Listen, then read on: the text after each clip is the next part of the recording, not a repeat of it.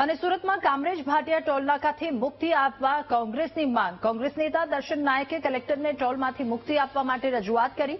સુરત અને બારડોલીના વાહન ચાલકો માટે ટોલ ફ્રી કરવાની માંગણી તેમના દ્વારા કરવામાં આવી.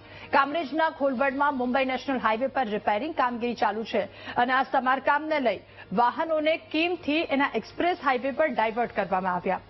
ડાયવર્ટ કરેલા રોડ પર ટોલ ટેક્સ ઉઘરાવાતા વિરોધ નોંધાવાયો છે. મુંબઈ નેશનલ હાઈવે પર બ્રિજ બંધ કરાવવાને લઈને લોકો મોટો ચક્રાવો ફરવા માટે મજબૂર થયા. ડાયવર્ઝન પર કારના 95 રૂપિયા અને ટ્રક બસના 325 રૂપિયા ઉઘરાવાય છે. સ્થાનિકોનો સમય અને રૂપિયા બંનેનો વ્યય થતો હોવાની કોંગ્રેસે રજૂઆત કરી. ટોલ ઉઘરાવી નિર્ણય પરત નહીં ખેંચાય તો ઉગ્ર આંદોલનની ચીમકી પણ ઉચ્ચારી.